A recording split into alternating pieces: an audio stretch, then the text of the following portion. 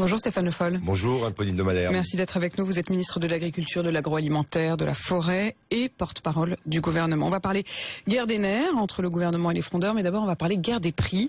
Demain, avec Emmanuel Macron, vous réunirez les producteurs agricoles, les industriels et la grande distribution pour revoir les règles et lutter contre la guerre des prix. C'est quoi l'enjeu ? Alors l'enjeu c'est quoi? C'est qu'aujourd'hui on est, on le sait, dans une phase où l'inflation est pratiquement à un niveau où, au lieu d'augmenter, il y a plutôt une baisse des prix. Cette logique de baisse des prix, elle pourrait avoir un impact positif, c'est ce qu'on dit souvent sur le pouvoir d'achat. Pour le consommateur, ça paraît plutôt une bonne nouvelle. Oui, et ça pourrait être aussi une nouvelle qui consiste à dire, à partir de là, ça va relancer la consommation, puisque si les prix sont plus bas. En fait, dans une phase de déflation, la consommation n'augmente plus, puisque les gens attendent que les prix baissent. Et deuxièmement, quand on est sur les produits alimentaires, de toute façon, il y a un moment où on ne consommera pas plus de produits alimentaires parce qu'ils sont moins chers. Donc on est arrivé au moment où il faut qu'on ait cette discussion avec la grande distribution. C'est ce que vous ferez demain ? C'est ce qu'on va faire demain avec Emmanuel Macron, Carole Delga qui viendra, pour qu'on discute de la stratégie globale dans ce moment précis de faible inflation, voire même de déflation. Il y a déjà des baisses de prix qui sont constatées. Est-ce que la grande distribution en profite ? Mais je pense qu'elle n'en profite même plus. Cette idée qu'il y a eu... Elle tente d'en profiter. Elle tente peut-être d'en profiter, elle est dans une logique entre grandes enseignes de concurrence qui s'est faite sur la baisse des prix. Je ne veux pas rappeler quels étaient les slogans d'un certain nombre de grandes enseignes. Et tout ça, ça a fait tirer les prix plutôt vers le bas, ça permet aussi, soyons honnêtes, de dégager du pouvoir d'achat, mais aujourd'hui, on est arrivé... C'est quand même le paradoxe, vous comprenez bien, Stéphane Le Foll. C'est que pour les consommateurs, on a l'impression que, franchement, c'est quand même plutôt positif et qu'il ne faudrait pas bloquer cette baisse des prix. Et vous nous dites, non, c'est trop. Mais là, je le dis parce que je le vois, je le constate, ce n'est plus positif du tout, puisqu'on arrive à un tel niveau que de toute façon, derrière, à force de baisser les prix, les consommateurs, c'est d'abord des salariés. Donc la question qui est posée, c'est est-ce qu'il va rester des salariés ? Est-ce que c'est gentils petits producteurs contre méchants gros distributeurs ? Moi, je pense qu'il ne faut pas rentrer dans... Il y a les gentils d'un côté. Mais il y a un peu de ça, finalement ? Non, il n'y a pas un peu de ça. Il y a casser des logiques, casser des, comment dirais-je, des processus, des dynamiques. Ça existe depuis 20-30 ans. Tout ça, c'est des processus longs. Alors, personne n'est directement à montrer du doigt. Personne n'est considéré et à être considéré comme un méchant et un autre un gentil. Mais il y a à se mettre autour d'une table pour essayer de définir la meilleure manière de s'en sortir. Quand Auchan et Système U s'associent pour pouvoir peser davantage dans la guerre des prix, est-ce que ça, vous estimez que ça doit être sanctionné ? Ça doit être, en tout cas, c'est sanctionné par rapport à des règles qui existent. Il y aura des vérifications qui sont faites. Le Premier ministre l'a demandé lundi au Salon de l'Alimentation. Et au-delà des vérifications, est-ce qu'il y aura des sanctions ? Bien sûr que si il y a une concurrence qui est faussée, et donc des ententes, à ce moment-là, ça tombe sous le coup de la loi de la concurrence, oui. Et on a mis en place, en particulier avec la loi de Benoît Hamon, il y en aura peut-être tout à l'heure, des règles de renégociation des prix, des règles de renégociation de prix et de renégociation commerciale, avec des applications sur ces règles qui devront être aussi appliquées, c'est ce qu'on rappellera, et sanctionnées si elles ne sont pas respectées. C'est ce que vous rappellerez demain. À la grande distribution. Et depuis lundi, l'embargo russe est élargi. C'était les fruits et légumes, maintenant c'est notamment des produits dérivés de la viande. Elle est où la limite ? On a l'impression que ça fait quand même beaucoup qui pèse sur les producteurs français. Alors sur les producteurs français et européens, parce que tout ça c'est des jeux extrêmement complexes. Les premiers exportateurs vers la Russie étaient plutôt des pays d'Europe centrale. Nous avons des exportations qui existaient, en particulier dans un certain nombre de domaines, le porc, les fruits, les légumes. Et donc on est obligé de s'organiser à l'échelle européenne, puisque la décision de l'embargo a été prise suite aux sanctions européennes qui sont liées à cette crise ukrainienne. Comment est-ce que vous allez permettre de limiter l'impact sur les producteurs français ? Comment on permet de limiter l'impact ? Avec trois systèmes et trois outils. Le premier, c'est le retrait. C'est-à-dire quand vous avez trop de marchandises, puisque cette partie qui devait aller vers le marché russe reste sur le marché européen, on va essayer de le retirer. Stockage privé, stockage public, destruction, tout ce qu'on peut imaginer pour éviter qu'il y en ait trop.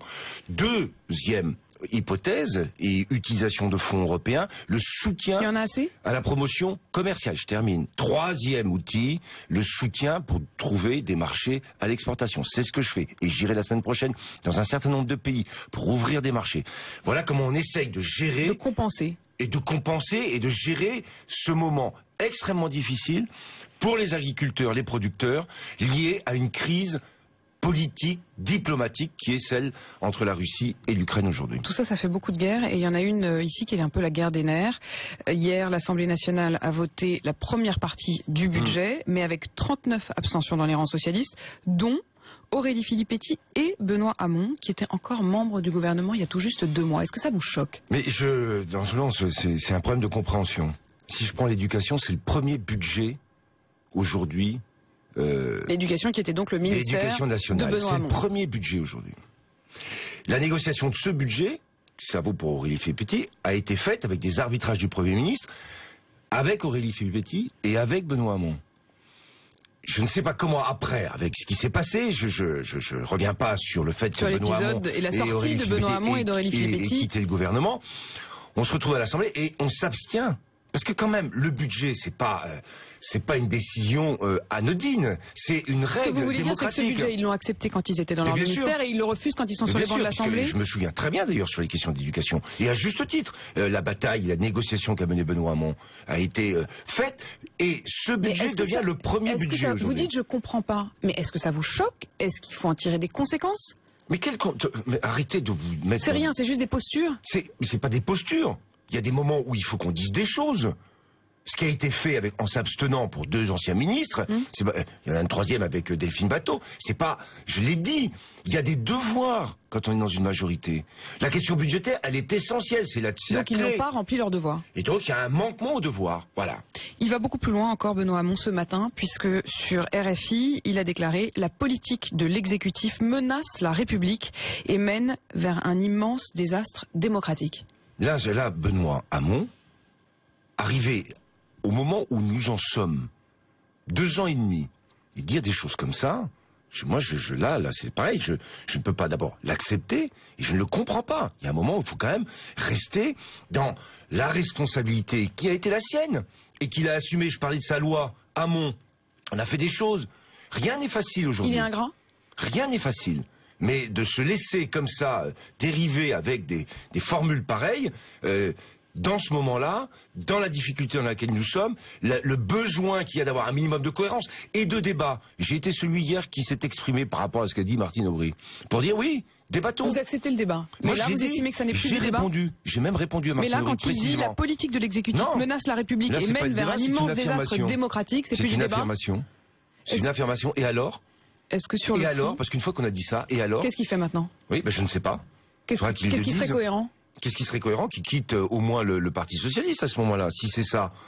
Parce que quand même... Que Benoît Hamon quitte le Parti Socialiste. Mais écoutez, qu'il soit cohérent, quoi. Vous dites qu'il soit cohérent, quoi. S'il dit que c'est un vrai problème démocratique qui est en train de se poser, enfin franchement, il a été 2 ans et demi au gouvernement. Là, je pense il va trop loin. Il faudrait qu'il revienne un peu à une analyse. Il peut avoir des sentiments et des critiques à faire, mais là, je trouve qu'il y a une limite qui a été quand même franchie. On a l'impression que dès qu'ils sortent du gouvernement, tous ces anciens ministres, ça a été aussi le cas de Cécile Duflot par exemple, tout d'un coup, ils ont bien d'autres avis sur le fonctionnement du gouvernement, sur la politique menée. Est-ce que ça veut dire que quand on est au gouvernement, on est hypocrite? Mais moi, alors vous me posez la question. Moi, je ne suis pas un hypocrite. J'ai toujours considéré que la politique était... Mais bien sûr qu'on se... Mais attendez, Pauline de Malherbe, vous n'arrivez pas... Moi, ce qui m'insupporte dans tout ça, c'est quand on appartient à un gouvernement, bien sûr qu'il y a des choses sur lesquelles on pourrait discuter et on aura envie de s'exprimer. On a envie de dire, je ferai pas comme ça ou je ferai autre chose. Chacun peut avoir sa perception des choses. On appartient à un gouvernement. C'est comme quand on est dans une équipe. Il y a des gens qui oublient. Quoi. Mais bien sûr. Mais c'est quoi cette espèce d'individualisme qui fait que chacun a un mot à dire sur tout? Chacun peut avoir un choix à faire sur tout. Chacun peut dire non, c'est pas comme ça qu'il faut faire. Chacun peut toujours avoir des critiques à faire. Mais attendez, voilà. On a pris des responsabilités dans un moment qui est extrêmement difficile. Pas pour nous, pour la France, pour les Français. Mais est-ce que vous êtes à la hauteur? Mais on est à la hauteur d'un défi, redresser un pays.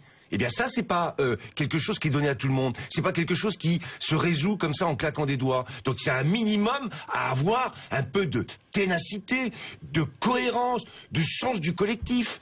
Simplement, justement, le collectif, il est quand même en train de se rogner, de se ronger. Il y a 39, au-delà des 2 ministres dont on parlait, 39 députés socialistes qui n'ont pas voté la première partie du budget. Qu'est-ce qu'on fait? Est-ce qu'on continue comme si de rien n'était, de texte en les laissant s'abstenir? Mais je pense que sur cette question-là, maintenant, il y a une majorité qui s'exprime à chaque fois.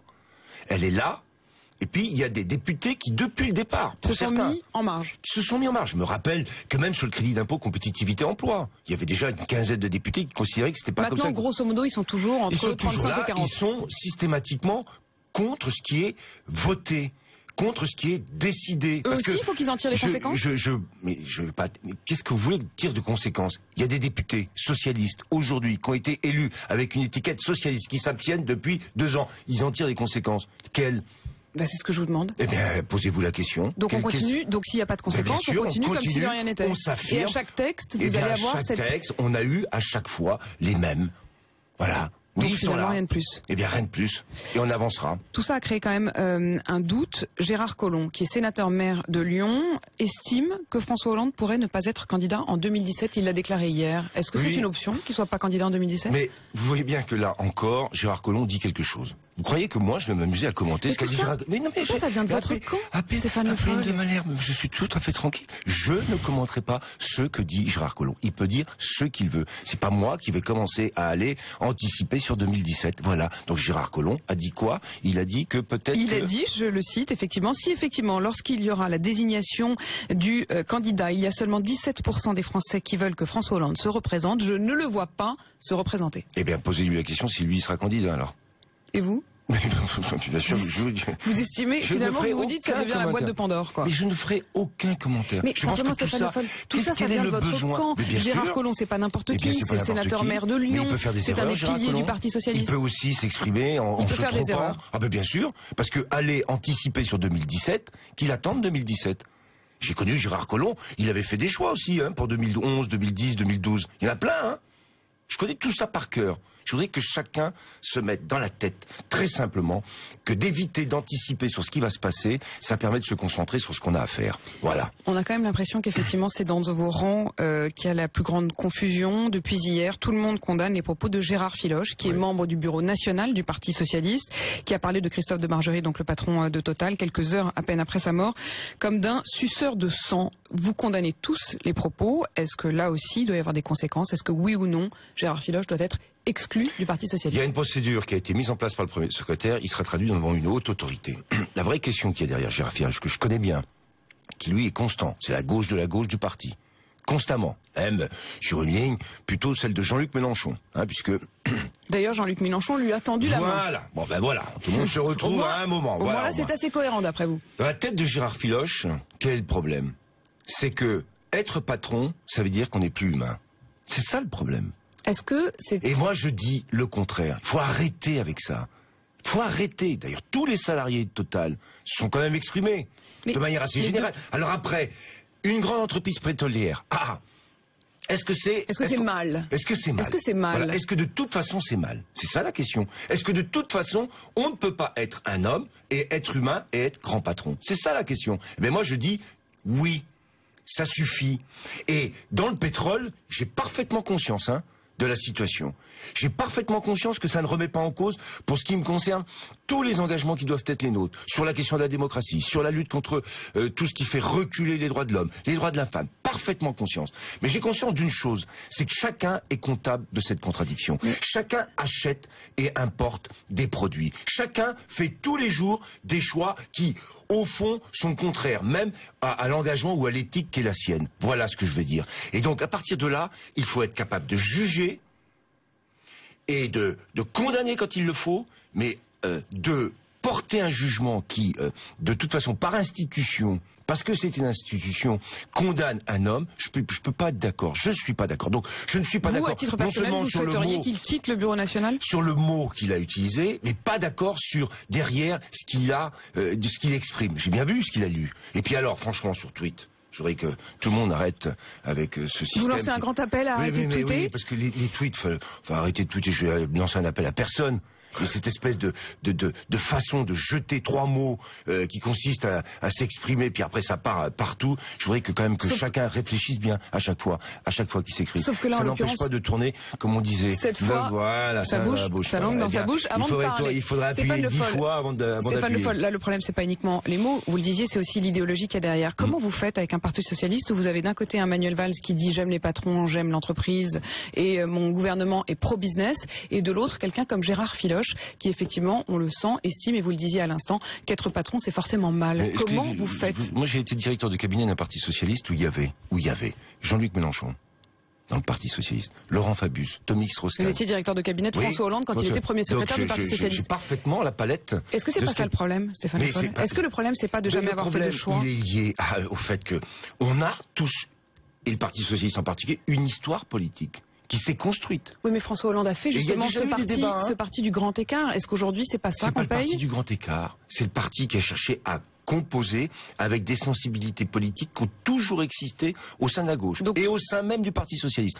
Maintenant, on est aux responsabilités. Donc on assume des responsabilités. Et à partir de là, on est devant les Français. On n'est pas entre nous. À propos des responsabilités, 60 parlementaires fraudeurs, c'est ce que révèle le Canard enchaîné. Et il montre que le cas Thomas Thévenoud n'est finalement pas si isolé. Il serait 60 parlementaires à ne pas être en règle avec le fisc.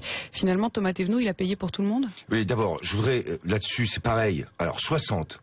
Quels sont les reproches exactement qui sont faits? On se garde bien de nous dire quel est l'enjeu. Parce que dans ces 60... Je ne sais pas. Je ne sais pas. Et moi, je ne vais pas être le procureur. Je ne vais pas être celui qui, ce matin, parce que je viens à BFM pour faire un peu de bruit, va aller dire, voilà, j'en sais rien. Et en plus, je trouve que la méthode, ça consiste à dire, il y en a 60. De quoi il s'agit? Est-ce qu'il y en a quand Mais est-ce qu'il faut enquêter?